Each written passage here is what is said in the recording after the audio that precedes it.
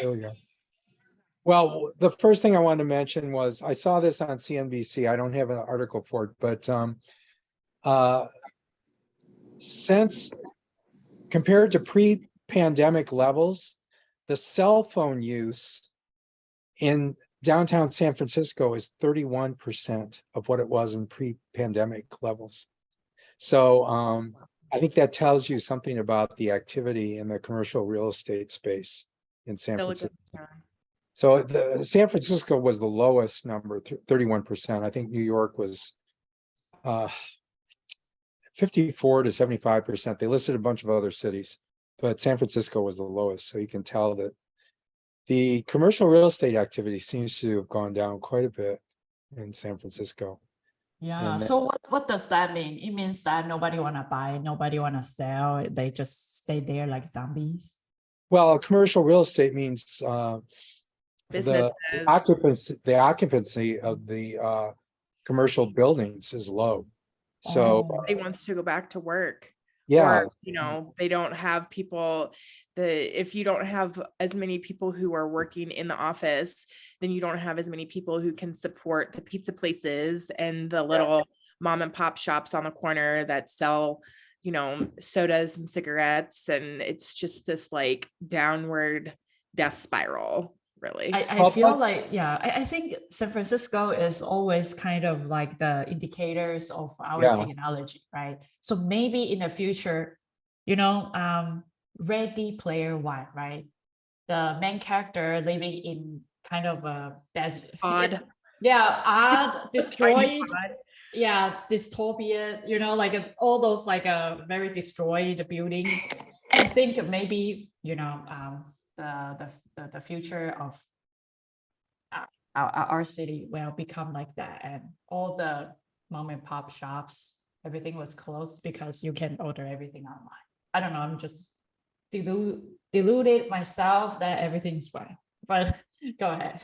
So somebody is paying for that real estate. So there's companies, that are maybe defaulting on their mortgages or whatever for the real estate. And so that is another possible bubble that we have coming. So anyways, I thought it was interesting. So let me see if I can share my screen here. Let's try this window. Let's see if it works. Okay. Let's see, is my browser appearing right now? Or let's see what we got here. Oh, I've run into this. Okay. I always run into this problem where, what are you seeing for me right now? we see your Zoom page. Okay, let me stop the sharing. Start it again. Okay. Do you have an article about Snapchat? Yeah. No. Okay. I mean, I thought, other things. Okay, go ahead. Okay. So it turns out that Snapchat was set up a little AI assistant in its system, and people really didn't like it.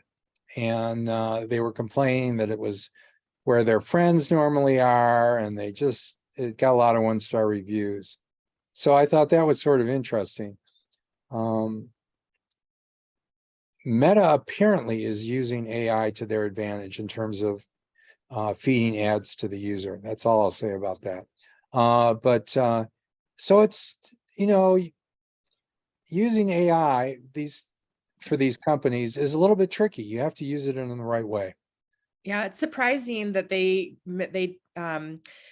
whiffed as badly as they did, because they're always right up there in like the silent but deadly. Like no one, if you're an avid user of Snapchat, you're like, well, obviously Snapchat is my favorite thing in the entire world. But for the rest of humanity, that's just like, yes, great for Snapchat. I'm always so surprised that they just regularly knock it out of the park with all of their technological advances and filters and all of the things. So yeah, it's a surprise that they were they whiffed that badly, but I'm sure that they'll recover, they'll pivot and figure out a better way to do that. I will be interested to follow that and see how they pivot and mitigate those damages. Yeah. The next article, Sony World Photography Award winner refuses award after revealing that he created it using generative AI. So this is the image that originally won the Sony contest, but it turns out it's not real. And it was, so I guess this person intentionally submitted this to see how it would do and to sort of highlight the issues with generative AI. And, one interesting question is, can you tell that this is a fake image? And typically the problems that you run into are the eyeballs and fingers. Now this finger here just Like a looks like zombies. it's Yeah. got too many segments in it or something. There's something wrong with that finger. And it also has that I don't know the correct, like technically correct term for it, but it's both hyper sharp and also has that like soft glow. Do you know what I'm talking about? Like there was Yeah. something that came out that they were trying to pinpoint what these tells were, and this photo like captures it completely, that everything is it's almost like a painting, like it's super sharp and in focus, but also has this weirdly soft glow, like in the background, her hair, like that's not real life. That's not, how this fades out like that. And how sharp her eyes are and how sharp her nose are. I mean, Well, I wouldn't be surprised if they edited the eyes, because you can just, it's so hard to get the eyes to come out right with the generative AI. So I know the stuff that I've done, I've had to edit the eyes, and I try to avoid hands, and this gives me the creeps right here. And then what I'm wondering about this too. I mean, I'm a photographer. If I shot an image and it had all this stuff in it, what is this? Are they shooting through glass? Where is that coming from? I think that's, I would think that will be an old photo, and somebody took a picture of an old photo, and that photo has some weird like things. film grain issues or something. Yeah, film grain issues. I did something with generative AI the other day, and the name Shutterstock came out across the width of the image. Did it? Isn't that Yeah. so This funny when is that happens? You're like, this is why there's a million lawsuits, because you Yeah. can see the word Shutterstock. Yeah. I think really in the end, what they're going to have to do is, and I've gone over this with AI groups and so forth, when you get something out of a chat bot, you really need to know what the sources were. Yeah. And because there's no way to verify what the information that it gives you. But if you, I'll confess, I did some work on a UFO show once, and everything seems very plausible when they show it on TV. But when you know the backstories of the people who are involved, you realize this was a crazy person. And so, this story that they have is just nuts, but it seems perfectly plausible Right. when you see it on TV. Cherry picking details, like, Yes, well, obviously this happened. Right. In fact, one of the first things I did when I got this job to work on this UFO show was I went to the local library, the Santa Monica Library, and I got out every UFO video that they had, and I went over the stuff. And there were these famous videos, like there was a one-armed guy from the Netherlands or something like that who was really famous with his UFO videos. And I played them back at a faster speed, and you could tell very clearly that he was like hanging the UFO off of a fishing pole, and that it was waving back and forth. And you never really noticed this until you sped up the video. Right. And so I ran into all these things. And, my background is in digital image processing and computer vision. And so I was fascinated by the idea of image processing on these UFO images to see what you could find. So anyways, you didn't know it until you investigated these things, that some of these things were just totally crazy. And And so anyways, I think with the chat bots, what we need is we need to see the sources of information where they pulled this stuff from. And then you get a better feel from how crazy is this, you know, and likewise with the images, I think they really need to show, they need to list what are the images that this came from. And then when you got your generative AI image, you know, and you see, oh, it looks just like this image from Shutterstock or whatever, you know, maybe I shouldn't really be using this after all. Then I think it brings the reality home. Mhm. And I think we're already seeing the solutions to these problems with the copyrights and so forth. And that is like Adobe is and NVIDIA are licensing the Getty images.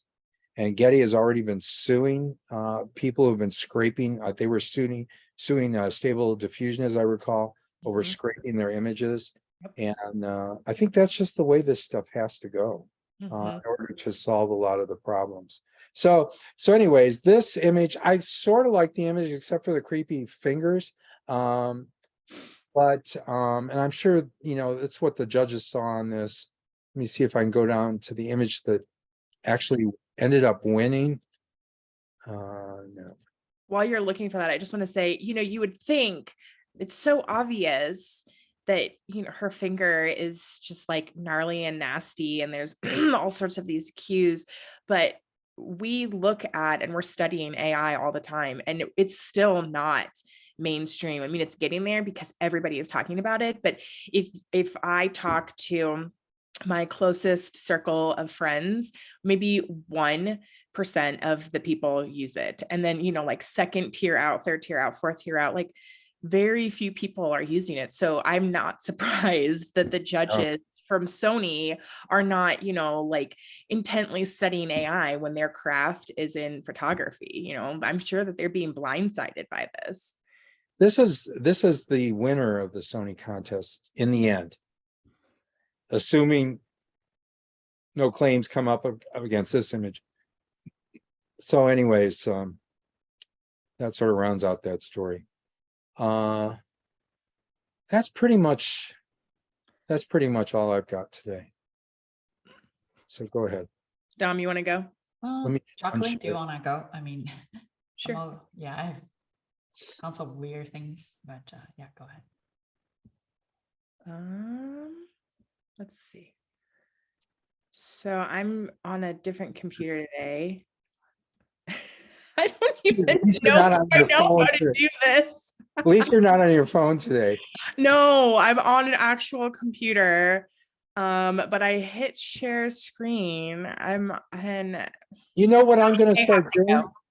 I'm going to So start setting up a phone that's logged in separately on Zoom so that I can see what I'm actually sharing. This is sort of like a drawback of Zoom. You can't tell what the heck you're actually sharing. Yeah, I think we on should. my sorry for the technical issues. I didn't even think about this. I'm normally on my desktop, which is Windows, and maybe Jim, you can help me troubleshoot. I'm on my Mac, my Mac laptop, and when I go to share screen, it just says whiteboard or Google Chrome I unknown. have this happen over and over again. You have to Like, you have to it's not- unshare and go back again. Okay. Yeah. I've had this happen so many times. Huh. It's still giving me throwing this weird error. Let's see. Allow Zoom to share your screen. You could share your entire screen if you're brave, if your entire desktop. If Well, you I mean, I No, would. I cannot because I am not the Doesn't enterprise thing. Here, let me Because see. only enterprise you Oh, can okay. share the entire. Okay. Yeah, mine is I'm just. always afraid my email is going to pop up or something like that. I mean, I've seen that happen so many times to people. You know I what? feel like my phone number, my email already Yeah. got linked for A million times. everybody. Yeah. So It's throwing up this error code that's saying that if I want to share my screen, then Zoom has to restart and reset my oh, first time user. So yeah, if you Yeah, want to so let me restart, I just- can Go go ahead. ahead. Well, I can just throw these up here, and if you want to just Dom or Jim, if you want, oops, I copied the wrong thing. Wait, Fashion Week. Yeah. For some reason that didn't. Yeah, if you want to open up the Fashion Week one and then there, this is the correct.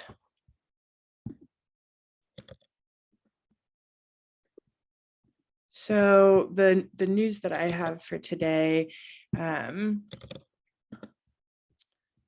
is a little bit of the good, a little bit of the bad, a little bit of the ugly. There's 4 different ones. So Jim, since you know how to share your screen, do you want to do it now? Do you want to do it? There's the Fashion Week article. Okay. Do you have it? Yeah. Let me see if I can. So this is kind of a great follow-up from Jim's AI submission that accidentally won. The fashion industry is like, we get it. We see that there's a million people who are creating these absolutely gorgeous AI fashions. I mean, I actually myself had created 2 different lines, and you can just come up with amazing results. It's just like mind-blowing creativity. And of course, how you would translate that into reality is like the challenge that I have no idea. But I love that fashion, true to the fashion industry, like kudos to you for always being a trend setting and really capitalizing on whatever the newest technology is. So fashion, there's a couple industries. There's fashion and there is the adult entertainment industry. Those 2 you can generally follow as and then of course like art, fine art, though 2.5, let's just say 3, those industries, if you follow them, then you can really see what's happening in culture, what's happening in technology. And so they released their first Fashion Week that's completely AI. And I think it's legitimizing all of the work that's being created that doesn't have a place to land, because, you know, maybe the other industries will take a cue and say, okay, we'll have a non-AI and an AI version of something, so that the people who do want to mess around with all of this technology, they they have a right to do so, because I mean, these photos are beautiful, these designs are beautiful, and they have a right to exist in the world. You know, fight for those AI design babies to live their best life. And so yeah, super excited to see that. And then What's the point of the woman with the UFO for a hat? You know, that's a great question, you know, and that question is why the design was made. I think that some of my favorite, so if you mess around in Midjourney, one of the most interesting ways to get crazy fashion is by doing something like woman wearing a growing mushroom. And so if you say, you know, like female or whatever you want the person to be, dog, whatever, and then you add that they're wearing a type of food or a type, just like really bizarre, like wearing a cloud, wearing a UFO, wearing an alligator, you get these crazy outputs that are gorgeous. And it's just stuff that, like, it's opening up a door, in my opinion, it's opening up a door to say, okay, we've all been sort of thinking about fashion or thinking about design in a very similar way, because that's just what we have been doing. We base it off of history, and, you know, you're making these micro changes forward, micro steps forward in how you're thinking about things. But with AI, it sort of just like I said, opened this door of like, well, why can't somebody be wearing a weird UFO cloud? Like, why can't somebody be wearing weird, like puffy, strappy, insane colors, weird cuts, like weird layering? Because just it's different, it's new, and it is also following suit. I know I've mentioned this before, where we are right now in the design world is sort of, I reject anything and everything that has been like perfect curation, beautiful lighting, perfect design, beautiful spacing, like all of this, all of like the high design. And it stems from like the minimalist and the Bauhaus and like just, you know, very beautiful. Everything just is. That is being flushed. And it's like, well, here's a picture of me, you know, holding up like a selfie stick with like terrible lighting and underwear everywhere. And I have, you know, I've just moved and you're going to see my rawness and you're going to see all of this dark underbelly because that's the real. And so that need for different and standing out and just like having something be just extra. Like that's the only word. Like this is extra. This is how extra my life is. This is how real and raw and, you know, like totally unfiltered my life is. That to me is like pairs exactly and makes sense why something like this is just shooting, is because it's like, well, it doesn't have to be a normal dress. Like, why can't it be absurd? And so I fully think that we will continue to see absurdity rise to the top where in the design world. Well, maybe these, you know, new and unrealistic pieces of clothing can become part of your avatar or something. Mhm. And, Especially like metaverse design. I foresee, like, since you already mentioned Ready Player One, I don't know how often I can mention Ready Player One. I think about it all the time when we're talking, because it's like, you know, you're just seeing these little building blocks be put into place. But this AI design, like I can totally see metaverse fashion taking off from AI, because I mean, they go hand in hand. It's made with AI. Why not put it into the metaverse and have them just be insanely bizarre, you know, gorgeous, over the top? I'm excited, honestly.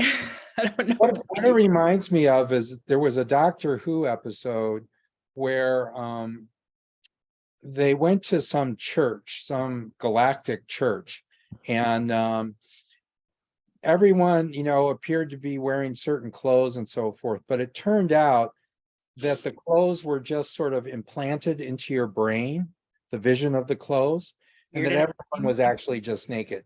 And it's like the definition of Emperor's New Clothes. Yeah. Look at how amazing I look. But yeah, Max. By the way, I just discovered that little green thing when you're screen sharing, that green thing has a little down arrow at the bottom of it. And when you click on that, you can see your you can see what you're sharing. Okay. So that problem is now solved. No, perfect. Okay. You want me to move on to the next one now? Yeah, I'm not sure even in what order. Let's see. Where's my chat screen here? I can't. Yeah, we can do that one. It's fine.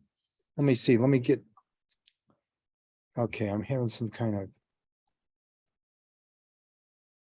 Okay, if we can't, if technology is just like gonna fail us today, then that I've got something going with Zoom and it won't. Maybe if I close. Geez, what's going on with everything today?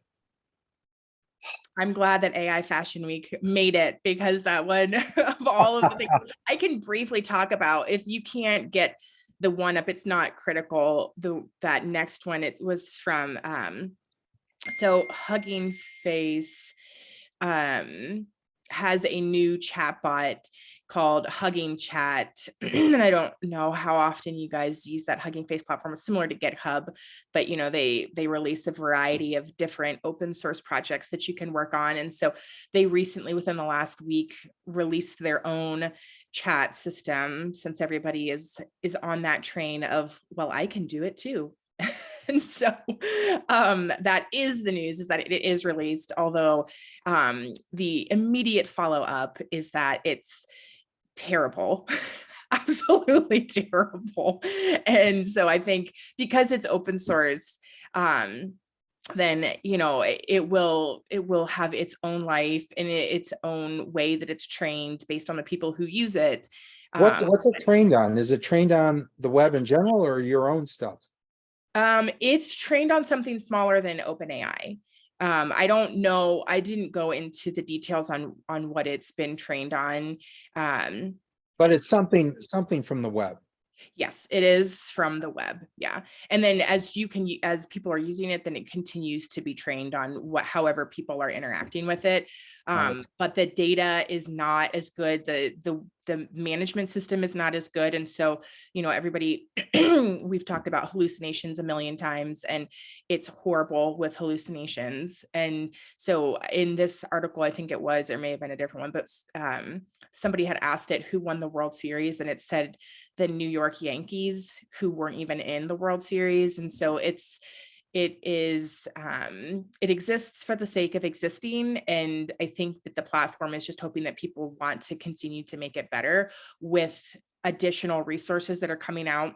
And I don't have a link to this particular thing that I'm referencing that I sent you, but something did come out. A paper recently just came out that there will be the technology available to implement into large language models that will allow the tokens to go from, I think OpenAI is somewhere around 20 or 30,000 tokens, which equates to, I think one token equates to like 0.75 words. I think that's what the consistent math is.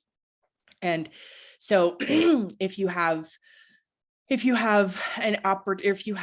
somewhere around 30,000 tokens, whatever that math is, 20 some thousand words, the technology that's coming out that will be a universal application will allow for somewhere around 2 million tokens, I believe the number is. And so you have these projects like that. This particular project is not necessarily the point of it. The point is that you have all of these projects coming out where people are working on smaller components for large language models. And so something like this platform that Hugging Face made for Hugging Chat, it may be absolute garbage right now, but if you've got a bunch of people who want to work on it, and it is free and it is completely open source, then if you've got those people incorporating some of these other high-end, harder to mess with technologies, they would be the people who would know how to use it and be able to implement it. And so, it will be interesting to see how these platforms develop and at what speed they develop, because so many different components are coming out so quickly. Well, let me be clear on something. So this is different code than ChatGPT. Yes, it's different code. And presumably, if this is open source code, then you can download it into your own computer and run it and train on your own data, correct? Yeah. So I think that is an area that's going to Explode. expand greatly, because then you can, if you have curated data that you own or whatnot, you can create a chatbot that's not insane, and that offers your data, whether you're the Mayo Clinic or whatever. And I think that's the way of the future. I think that's going to happen a lot. And for example, if you work at a large company, you have this huge amount of memos that have circulated throughout the company. And I know there was always an issue trying to make use of all that sort of locked up knowledge, and running your own chatbot training on that data would be fantastic. Yeah. Well, and especially, this is a good segue. So I don't know if you can see, it's the NVIDIA's, is it Mimo? Is that what it's called? Yeah, hang on. So this is another example of a company stepping up and being like, hey, we see the need, we have the resources, we're going to contribute. We're going to contribute to the problem because it's a problem. Like, we can all acknowledge that security and hallucinations and all of the things are a problem.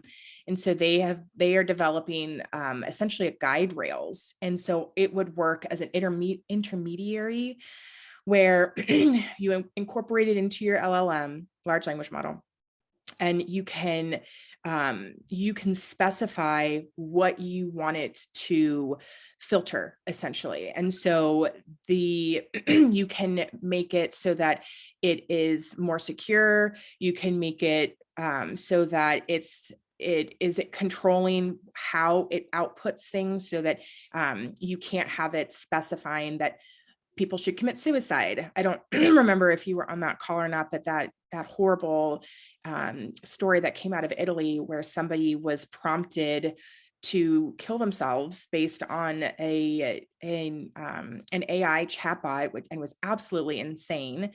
And so something like this guardrails would be able to stop it from outputting that. And the nice thing about what this is doing is it's allowing each of these different players who excel in one specific area to say, okay, whoever created this chatbot in Europe, like clearly you do not have a solid handle on security, but you have a solid handle on how to create natural interactions between chatbots and humans. And so let's work together to make sure that no one's killing themselves. And again, this just sort of goes back to this bigger point of, I think that definitely in the next year, and we'll see what happens and how long we continue to see these major advancements, but that we will see the bigger players, instead of saying, oh, well, I'm going to create my own chatbot, Google versus Microsoft versus, all of the things, and instead saying, hey, this is a tool that I'm submitting to the general whatever, and this is a tool, and this is a tool. And then how can we create, what comes of all of these different segments coming together to then output, like you say, something that would be really successful in analyzing memos and helping project managers. There was an article that, go ahead. So how does this tool work? Do you just pipe the output of the Chat GPT into it, and then you get the output from this guardrails application? That's what goes to the user? Based on this article, you incorporate this code into your LLM code. Oh, and then it's actually something that gets incorporated into the foundations. So, and then you fine tune how you want this filter essentially to work so that the output, so it increases your stats in security. Because obviously NVIDIA is going to have years and years and years of experience specifically in security and digging into those fine-tuned details. And so that is essentially what they're offering. They're like, hey, we're going to help you people. So because we have the talent, we have the resources, we have the knowledge. And it's smart because that just is just another stream of income. And, it gives people a new way of thinking about how to capitalize on AI, and not necessarily that you have to create an entire program, but you create a small part of the program. And then, for people not as large as NVIDIA, we'll just call them, Bob and Jim's AI pop-up shop, then they would stand to likely have something similar happen that has happened with all of the other technologies, where you make something for a Windows, you make something for an app, you make something for, VR, whatever the thing is, and then it gets purchased by some bigger company and implemented. But that's how I see things growing quickly and more safely. I think NVIDIA has a real interest in doing these types of things because they've got processors, which a lot of this stuff runs on. Mm-hmm. And the reason why it runs on their processors is because you have to tailor these various engines to the processor that you're going to run on, and to the special calls that it has. So basically, NVIDIA, produces graphic processors which have a lot of computing power, and so this stuff runs on their processors. And so you have to tailor the software to a particular processor. So for example, you can, if you have one of NVIDIA's RTX 4090 processors, for example, then you can run a lot of this stuff on that processor on your computer. And a lot of the software is already tailored to run on that. If you want to instead run it on an AMD processor, you have to instead tailor the software to run on that, or fine tune the software to run on that processor.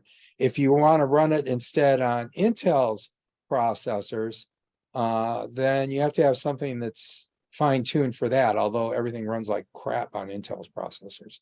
So, so it's in NVIDIA's interest to produce things like this to foster running on their processor. And so this makes total sense on their part. But I think that there's something else here. And that is this in the previous article. And that is there's a perception among analysts. And I see these analysts on TV every day. The problem that the analysts have is that they don't really understand technology like an engineer would. And for example, Jim Cramer on CNBC is always saying, well, all these engineers are being laid off from Meta and all these other companies. All you have to do is plug them into other companies. Like Raytheon needs defense engineers for defense. So we just plug these guys right into Raytheon. It doesn't work that way. I've worked in these environments, and if you're an engineer working at Raytheon, what you're doing is totally different from what some engineer was doing at Meta. It's totally different stuff, totally different domain information and so forth. You need expertise in the individual domains in order to work in those domains. And so one of the things that these analysts think, which is a total fallacy, is that only the big players are going to be able to make money off of these large language models. It's totally false. And what their reasoning is that only the big players have access to, trillions and trillions of web pages and can train on those trillions of web pages in order to produce their large language models. Totally false. What's going to be what? No, I was just gonna say, just really quickly to that, we're the founder of OpenAI even like specifically came out and said the era of large language models that need to be trained on a trillion billion documents is over. Like they they didn't see going bigger. They didn't see what would that be called? Like they didn't see gains necessary that you would say, okay, yeah, we need to go bigger. Doesn't really scale that well. Yeah, scaling, that's right. And so he challenged everybody who's working on the LLMs and just AI in general to rethink about what that next step is, because the scaling largely is not going to be, is not necessary to get to the next step. Plus, we're seeing problems here. This is something that is not really appreciated by the analysts either. We are seeing the limitations, the fundamental limitations of these algorithms. And so when you train on the entire internet, you get all this crap. It's garbage in, garbage out. And so you get all these crazy hallucinations from the chatbot. And that is a limitation of that method. And I think we're going to see an enormous wave of companies training on curated data, their own curated data. And you don't have to be a huge company to do that. Training on your own data is a piece of cake. And so, I don't know exactly what it costs, but instead of costing millions and millions of dollars, you could be talking about maybe $5,000-$10,000, something like that. So, don't quote me on those numbers. Those are just an engineer's musings off the top of his head. But I think that's what we're going to see now. And it gets rid of a lot of these problems. You don't have these problems with the hallucinations anymore. You don't have these problems with the chatbot telling you to commit suicide and leave your wife and all this crazy stuff because you're on curated data now. So right. it's and that coupled with I imagine that more and more people will step up with securities because it will trend, because it has to, because so many people are fearful of what's happening right now, that there will be more options at different price points. But also to what you're saying, if you look at the diffusion models, like art diffusion models, there was one, and it drives me crazy. I was researching, I found it, I closed the tab, and could never find it again. Like it's one of those just like, why can't I figure out exactly what I Googled It's to the get seed back to number. this? We don't have the exact seed. thing? If you look at, if you save the image, inside the image is probably the seed number and all of the prompting. Yes, that's probably what I needed to So do. if you look it's at the just- image in a hex editor, for example, you'll see all that stuff. And then you can probably recreate it exactly. But I think that's, that's another, I was telling Dom, I don't think you were in at that point. I've been using a lot of generative image stuff lately. And I did a generative image thing the other day and Shutterstock appeared across it. And so, that image clearly was scraped from Shutterstock. And so Adobe and NVIDIA, here NVIDIA again, Adobe and NVIDIA, have worked out an arrangement with Getty Images to scrape their images and do generative AI on imagery from that. And so, maybe it's not quite as exciting as if they scrape the entire web, but now you're getting someone who's being paid. When you generate an image from those scraped images, the people who authored the scraped images are now getting paid, which is Getty, basically. Getty is getting paid. And so we may have a framework over the internet, across the internet, where if you're an artist, you put in some tags that say, okay, here's my scraping ID number. I'll let you scrape this directory of images, and if you use them, pay me.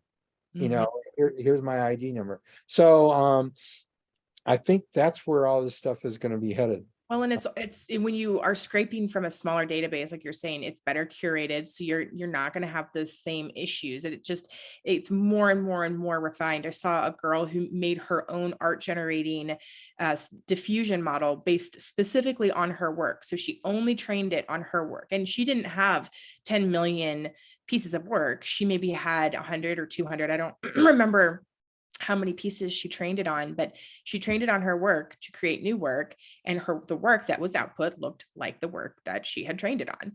And so, if you take that and you apply it to all of the other industries, then like you're saying, you have a much better control mechanism, and you're going to have a lot better output than if you're adding your portfolio of 200 pieces plus like children's cartoon or children's artwork that is on the internet that people make fun of, like, oh, my daughter drew this and it looks like a male reproductive piece, like the cleaner that you can have your data, the better you're going to be in medicine and in all of the areas. Well, and I think a lot of people have tremendous databases of imagery. I've taken about 300,000 digital shots.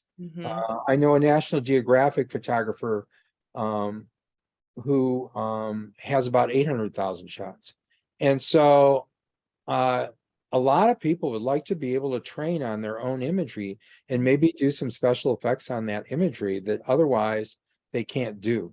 And then they own the imagery. And so they are going to be the owner of the work. Here's another interesting thing, and there's going to have to be a legal framework for this, which means either they're going to do it through case law or Congress is going to have to pass some laws. It's going to be hard to determine, it's going to be hard to say what was generated by the computer and what was generated by you. I mean, we go through this right now. For example, I've been on the board of organizations that have image competitions. And one of the things you always run into is, should I have a separate category here in this competition for, stuff that's been modified with the computer and so forth? I think what you end up figuring out in the end is that any image that you have, even if you're shooting on your iPhone or whatever, it's all been modified by computers. There's no way to get around it. I mean, I've talked to people who said, well, I only use images straight from my iPhone, so they're pure images. Well, have you their may own not- filter you may system. not realize it, but the iPhone is doing one heck of a lot of processing. Absolutely. They changed the Or you color, can- they changed Oh, the yeah. lighting. Yeah. Yeah. And, people say, well, Ansel Adams, he was a very pure photographer. No, I read his book on how he processed his images. Even though he had to do it in a dark room, he did incredible manipulation of the images. For example, he took an image of some rolling hills, and some college students carved the name of their college into the hills, and it drove him crazy. And he spent so much time in the dark room getting rid of that.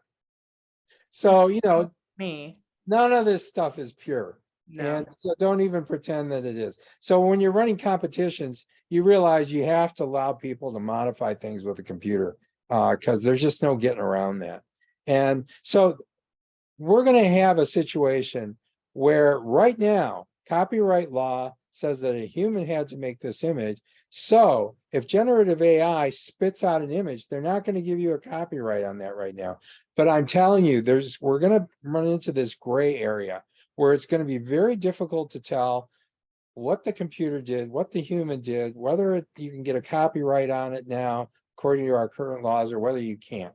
And so this is going to have to be addressed, especially if people are taking their own images and training generative AI on them.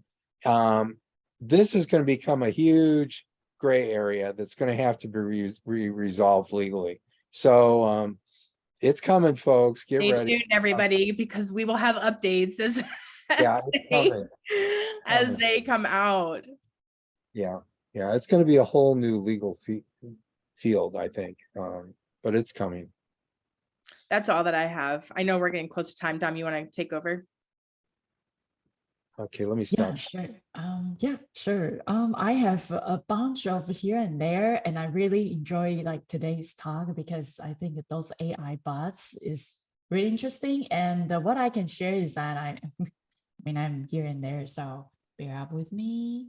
Okay, so if you can see, maybe I can share the sound. Okay, so lots of things. Okay, so I listened to kind of look up Jacqueline's kind of like the today's news, and then I went to Hugging Chat and trying to see what's the difference between ChatGPT and Hugging Chat. Is just a logo difference. It feels more cute, right? It's a smiling face, and every design is pretty much the same as ChatGPT. So I was wondering, I asked the question to Hugging Chat, what's the difference between ChatGPT and Hugging Chat? Great question. Here's the answer. It's just so funny.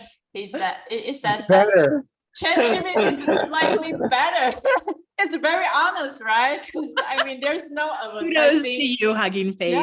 Yeah, really nice. Yeah, there's no hallucination, or like, oh, I'm the one who knows everything, but it actually tells you the truth.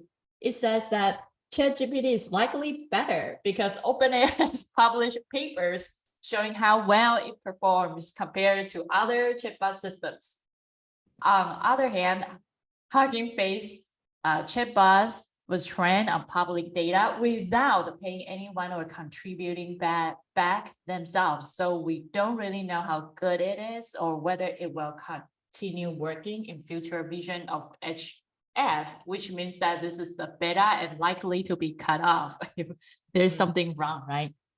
Also, it only supports English, whereas both GPT-J and GPT-Neo support many languages, even code. Finally, OpenAI provides extensive API documentation and examples, whereas API provides Hugging Face aren't as good. Okay. Therefore, given current knowledge, you should choose OpenAI over Hugging Face. Okay, anyway. Kudos again. Kudos for really knowing where you stand in the lineup.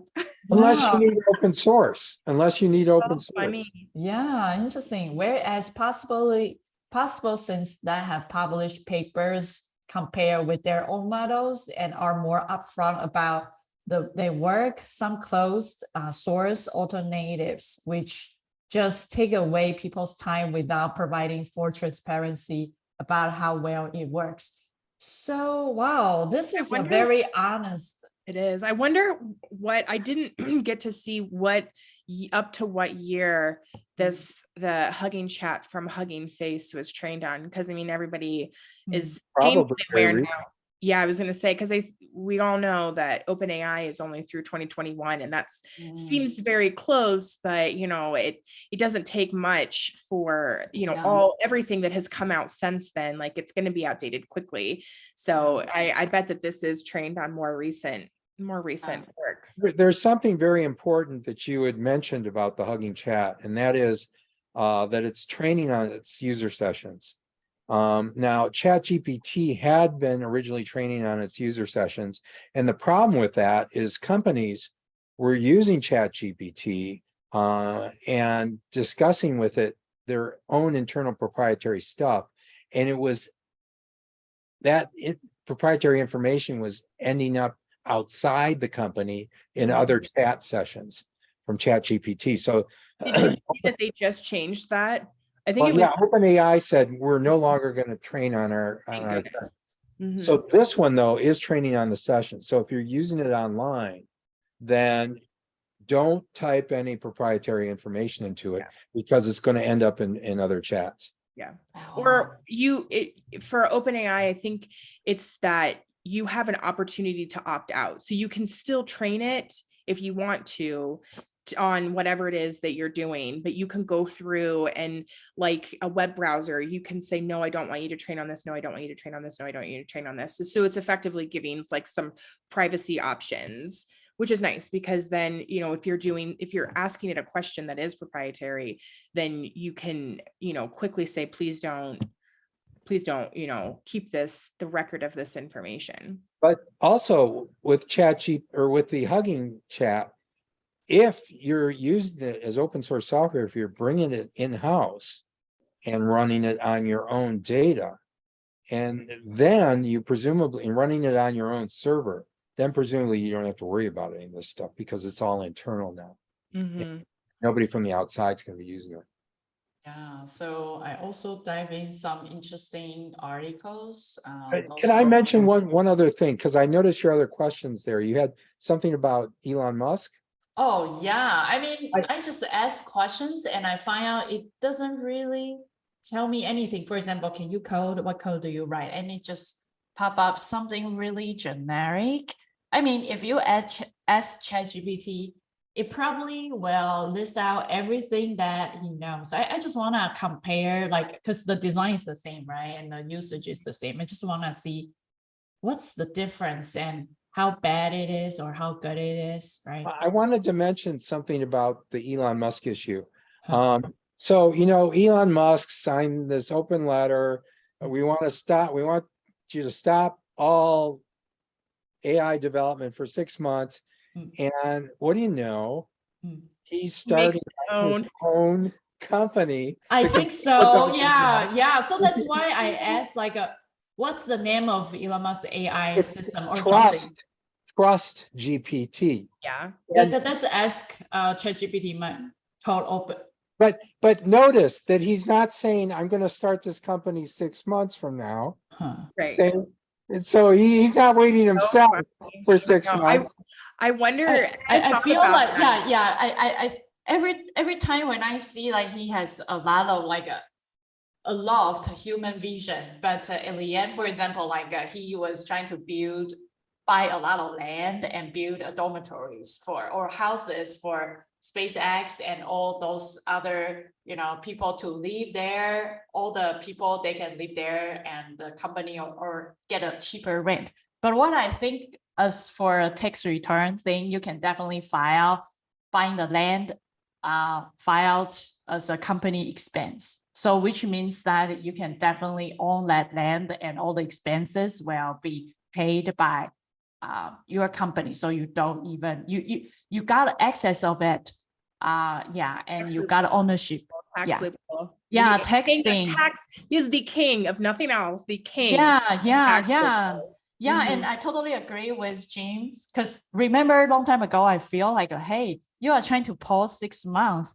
I mean, because I saw another person's article. It says that actually AI is pretty good. It's kind of like a really save people's time. For example, like before, every time when I write something important, for example, blog or something, I have to hire somebody to rewrite it for me.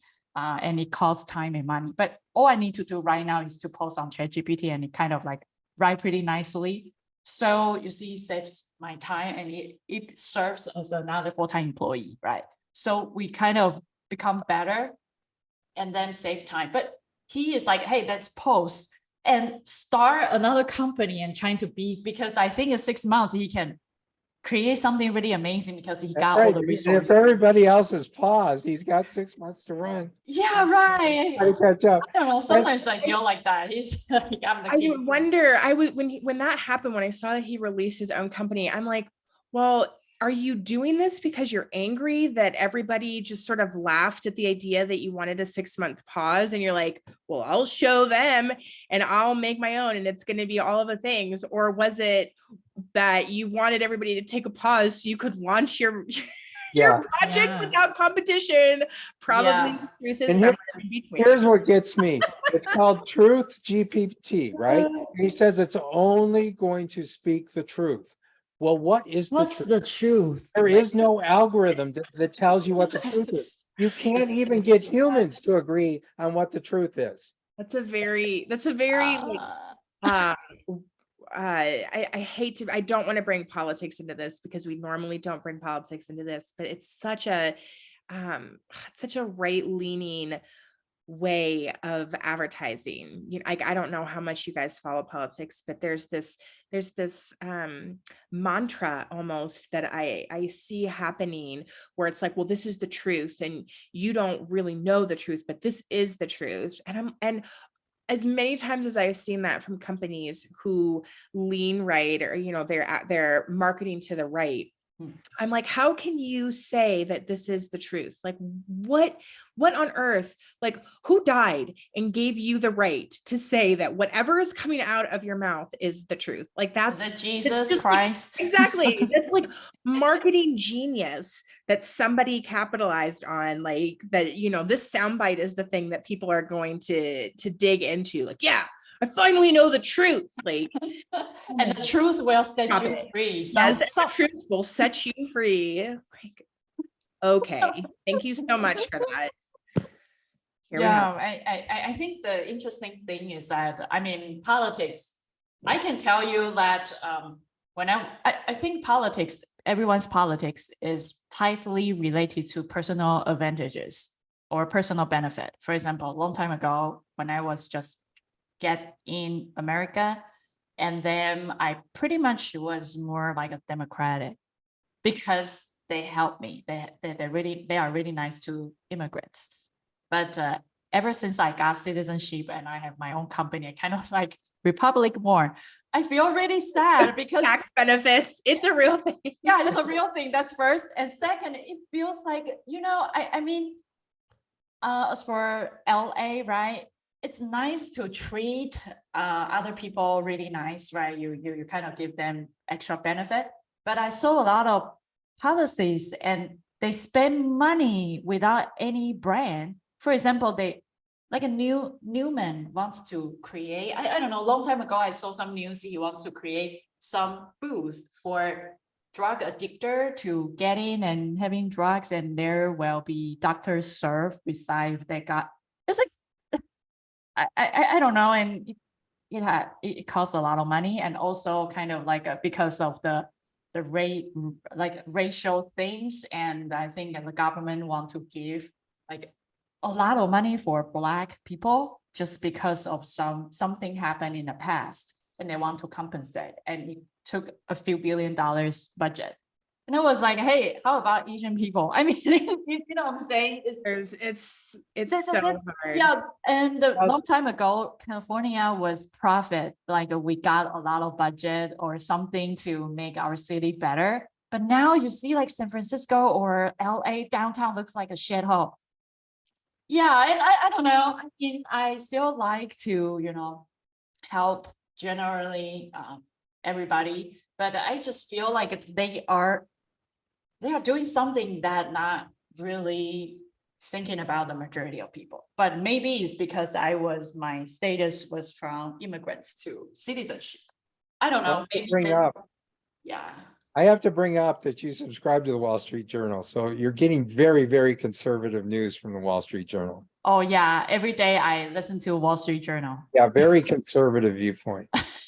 Yeah, probably more Republican viewpoint. oh, So I definitely, feel like definitely. I'm more conservative. Yeah. So I think that's probably another point of view. But you see, I just typed what's truth GPT as far as I'm aware. Wow, there's no such thing as truth GPT.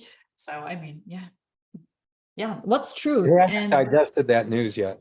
Yeah, it's interesting. Okay, so and another thing is that today I look up this interesting thing called Balenciaga, something like that, and use AR to raise awareness to generative agriculture. So I was so excited because it seems like, wow, there's something to raise awareness about generative agriculture.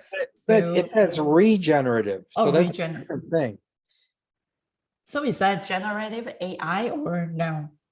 I think they're trying to make use of the word generative, but I don't know what regenerative means in the context of this article, but it's a different term. I was too excited, and when I play it, I disappointed. Well, okay, let me share with you after I play. Go ahead, play it. Can you hear the sound? Yeah. Okay. It used Azure, right? And when I see this, I was so excited, and I tap the floor. See, I tap the floor. However, Is that you? Is that supposed to be you? no, I just use my phone and tab and kind of make this person to walk. I don't know. It feels Not like surprised that is it? It's Balenciaga. Is that right, Jim? Balenciaga. I don't know how to spell that. So Sounds right. What is it? Sounds right. Yeah. They have been blowing up in the news because of the fact that they have been using the extended reality in some capacity, but also about, was it 2 or 3 weeks ago?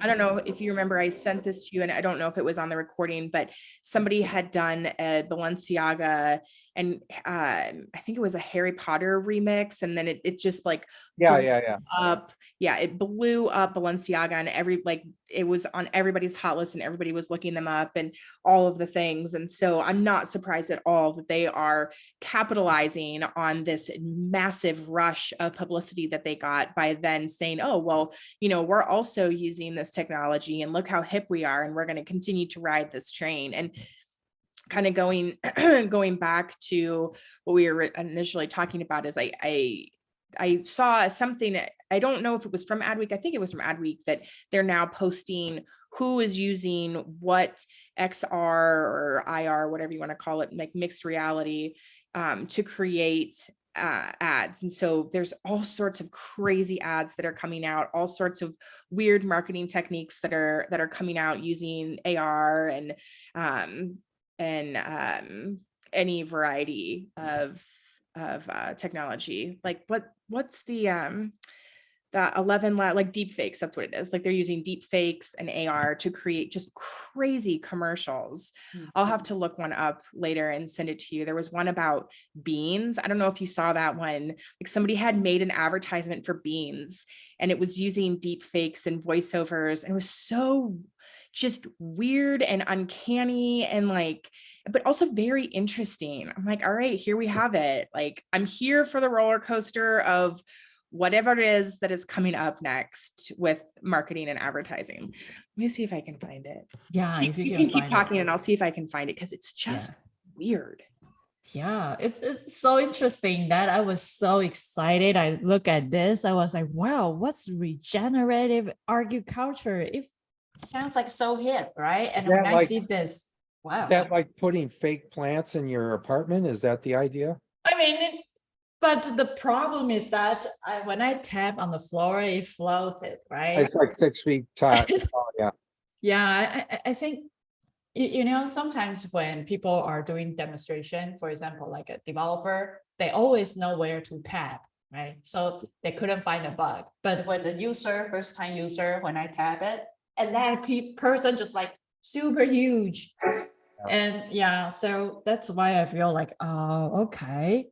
I mean, it's good for marketing, right? But it's not really useful for me. I feel like, even though it's on web, because it's a QR code. So it's not too bad. I didn't really download an app, but I still feel like, okay, it's fine. It's somebody is trying to do something creative. Jacqueline, do you want to share anything?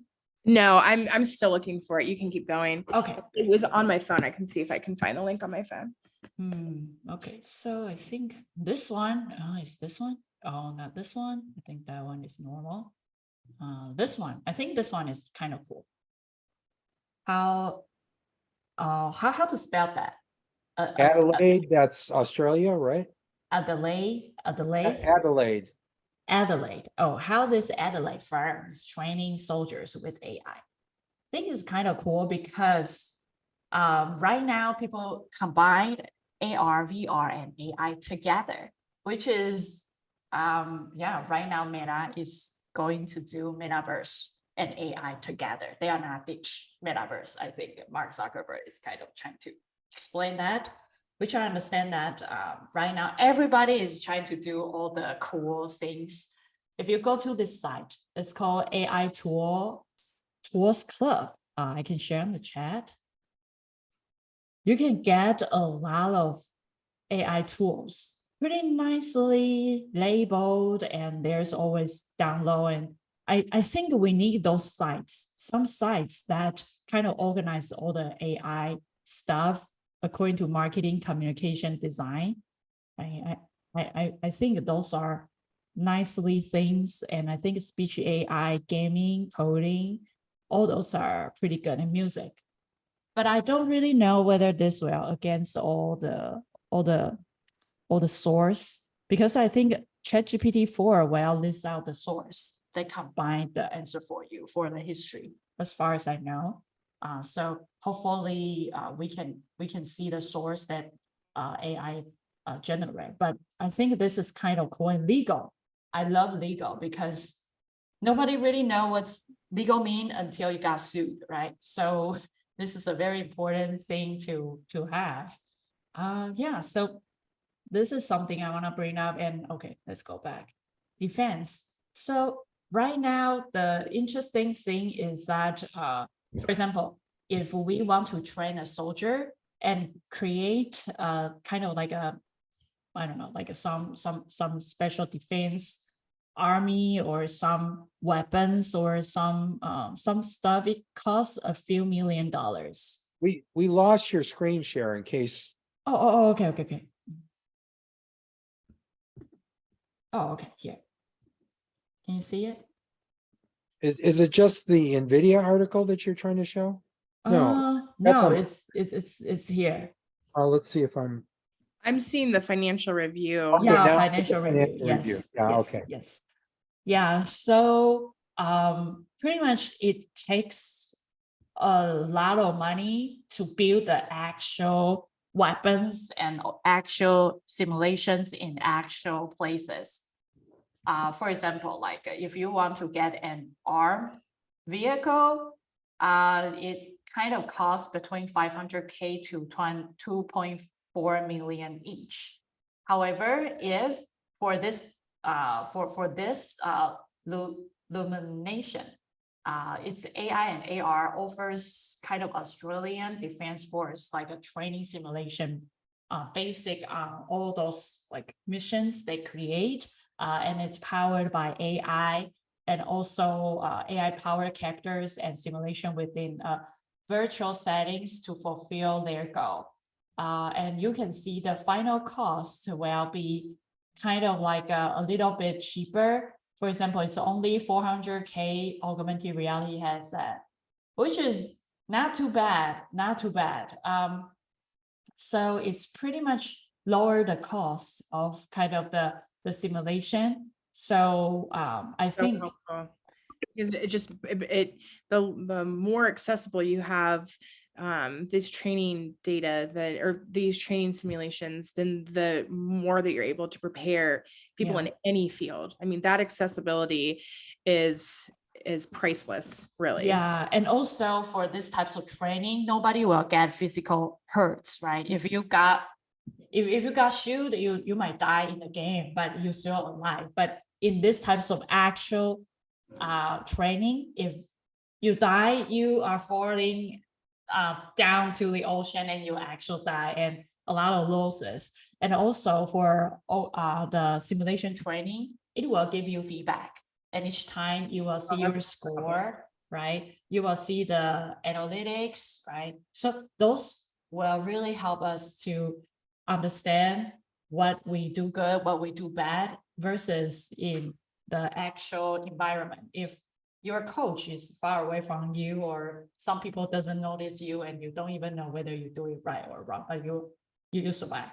Yeah, so I think all those are really good, and especially with the AI types of simulation, it will really kind of optimize or kind of get the simulation even better. So Yeah, I think this is I'm great. so interested to see what will happen. Not enough time has come out and not enough use cases have come out.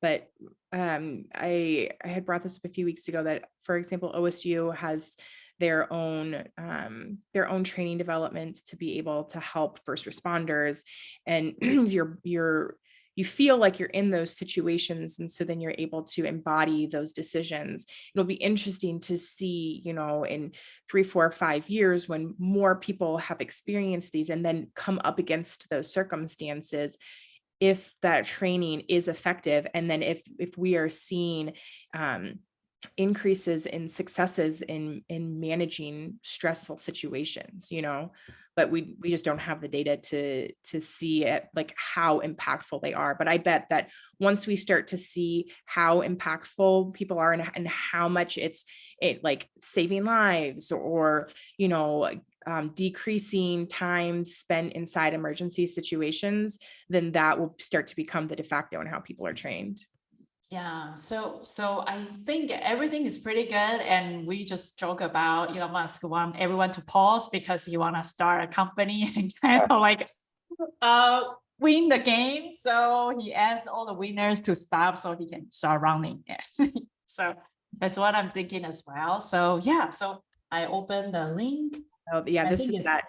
These are just some really weird advertisements that have come out. Like, I don't know why Harry Potter is. I mean, I guess it would make sense for people who are super Harry Potter fans. When that came out, they would be of an age that they would be content creators. So I guess that would make sense why Harry Potter is like on the rise right now. Yeah, interesting. If you scroll down, you can see that Weird Beans ad. Go back. If you go back, Which one? that website that you were just on. Oh, I mean, I think I need to subscribe or something. Oh, bummer. Yeah, Oh, but can you hit continue reading? I was trying to see if somebody reveal it. Yeah. Oh, It's just uncanny. That's the only word for it, is that. yeah, it's not real. Is that uncanny valley where it's just uncanny real valley. enough that it's like, okay, but like, I mean, it's obvious that the head movements, that like now there's like a tell for head movements when some been filtered through AI, they have this like slight nod up and down, or like their head goes like this, like it's a gentle bounce. Well, there's a whole field associated with finding deep fakes. And for example, with video deep fakes, one of the things that they can do is they can actually determine the heart rate of the person from a real video and their respiratory rate. And in deep fakes, at least up to this point, you don't see that. So that's one of the mechanisms that they use to determine whether something's a deep fake. But it's a cat and mouse game, countermeasures and countermeasures.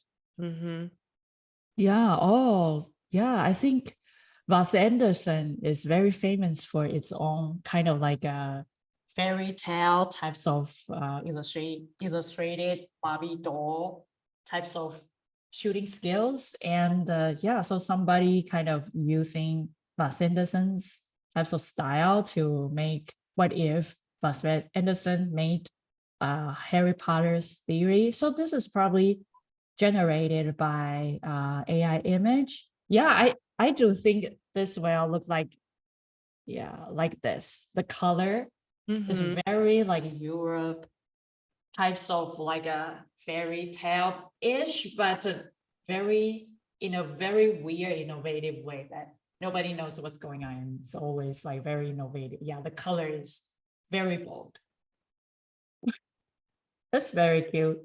I like the color. Yeah, the Yeah. color is very beautiful. Maybe next week if I can get I will have my computer up and running next week. All of my technical issues will be solved. So This I'll one? try to share that weird bean video for you since I didn't realize I was subscribed to it, but it's totally weird and totally worth watching. Yeah, very interesting. Yeah, like images and also maybe I think a lot of people share, right? So should be why? Oh, here. Is this one? Is this ads or oh, probably ads. Yeah, but yeah, interesting. Cool. Yeah, I think this is about what I'm sharing because I mean, yeah, so some interesting stuff. Also, I also take a look of some AR glasses, and pretty much everybody is kind of waiting for Apple's announcement, which is around June, right? They will announce the new AR glass. It's like $3,000 for developer to use. Yeah, I mean, we will see if that is the case, if Apple, and it seems like they will have at least hundreds of apps already have in there.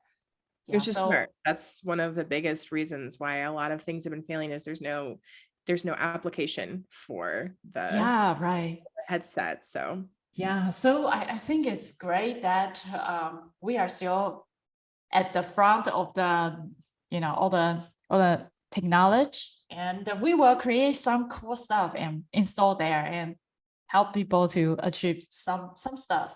So yeah, just look at all those interesting things flourish, right? Before we If only we could all afford a $3,000 I was headset. just thinking that exact thing. Like if only I had $3,000 lying around to be able to have that. But I guess it's their own way.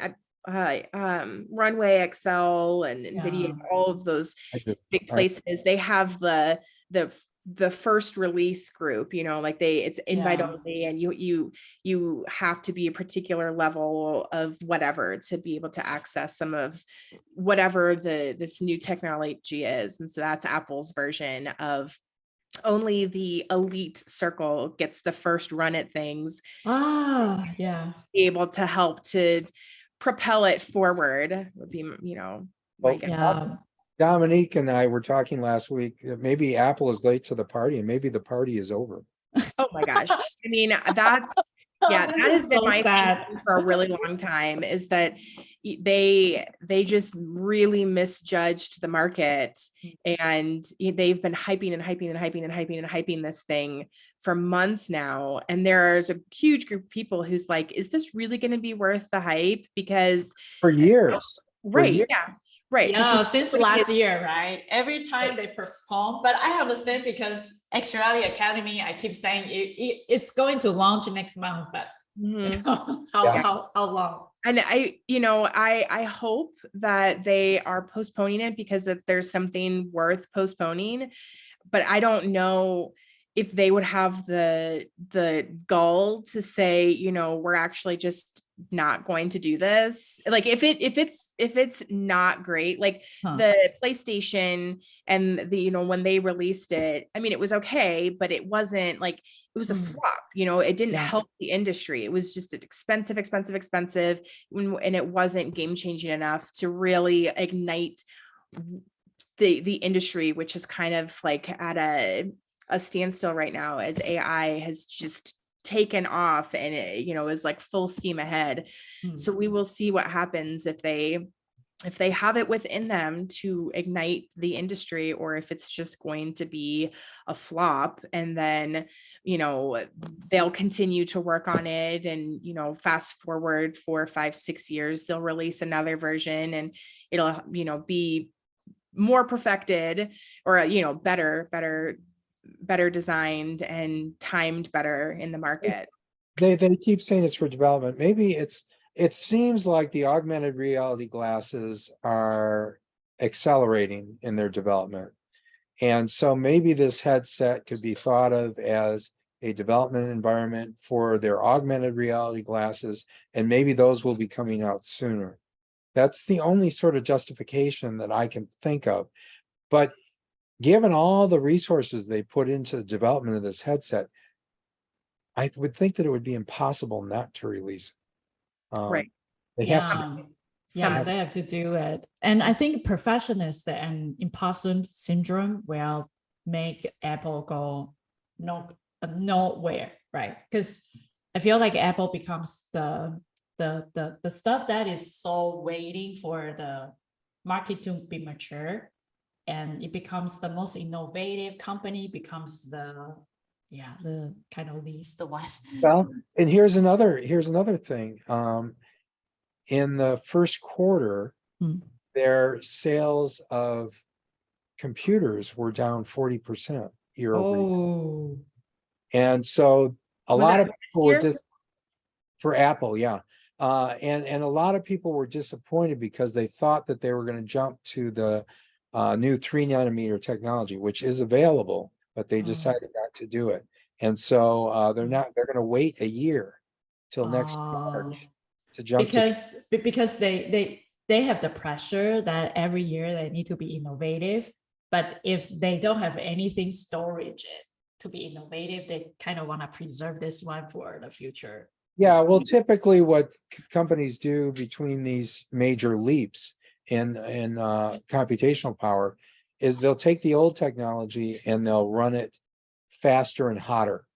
And they did add some cores to their processors, but I did read in one of the reviews for at least the 14-inch M2 MacBook Pro that the processor was throttling, meaning it was running too hot. And so they had to throttle back the speed in order for it not to get too hot. So I think that's the approach that they took. They added a small number of cores. They decided to run it hotter and faster.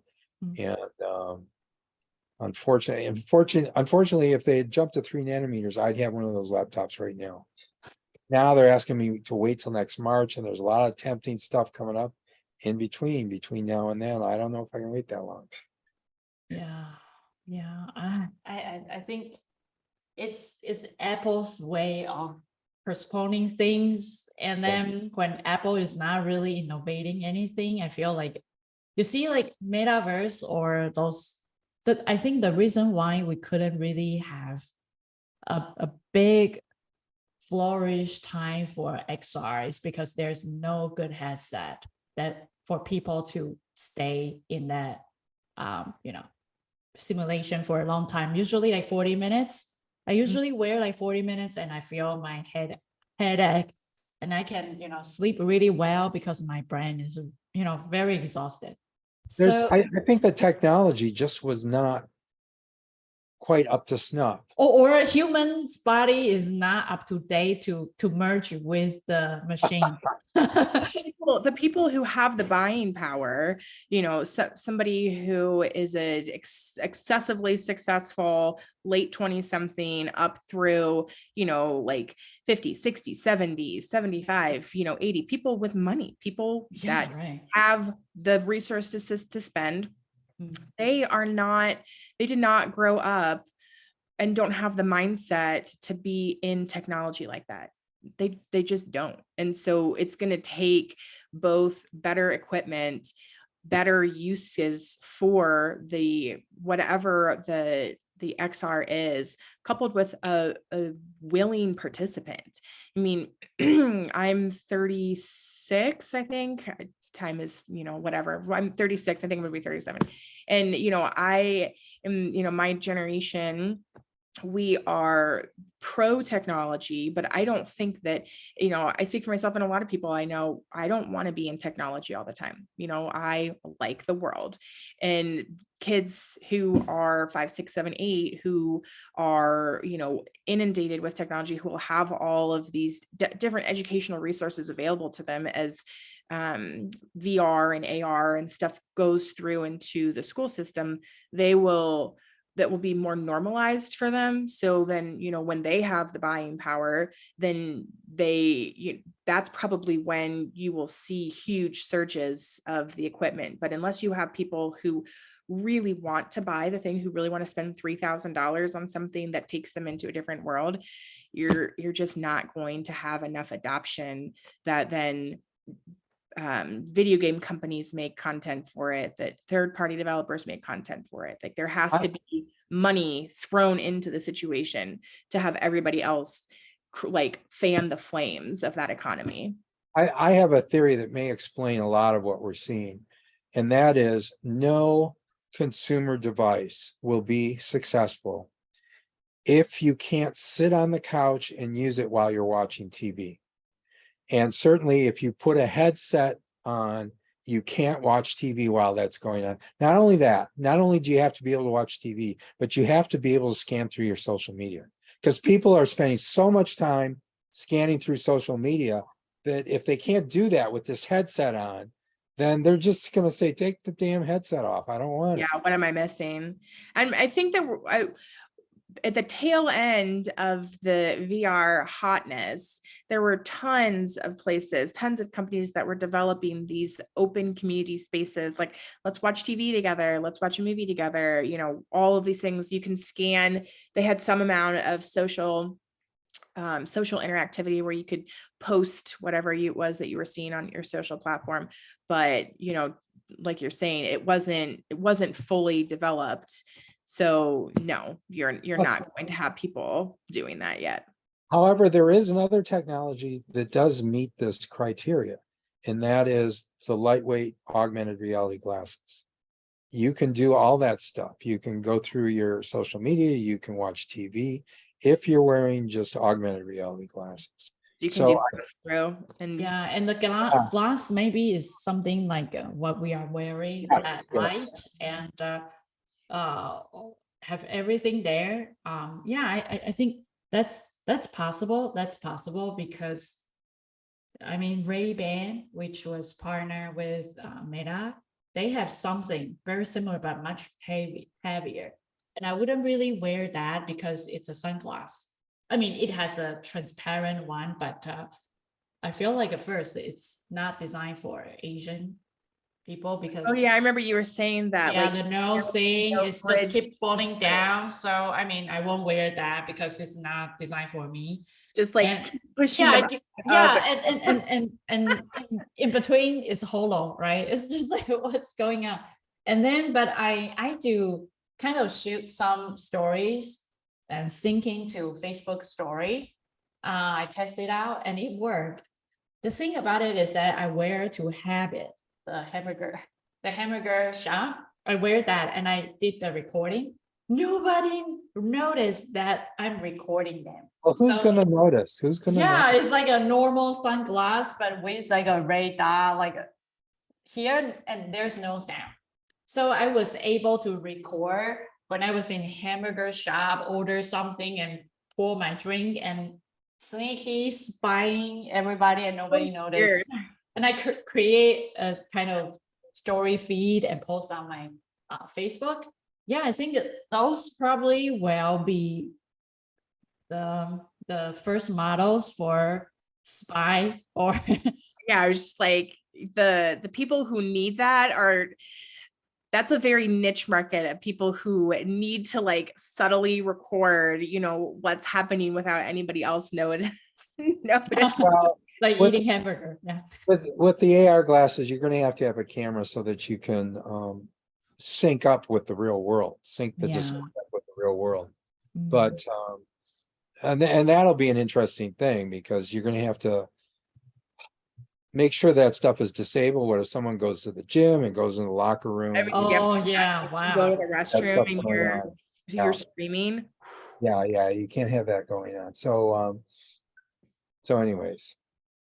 But that has a possibility to succeed where the headsets may not. Because of Not at that least right theory. now. Yeah.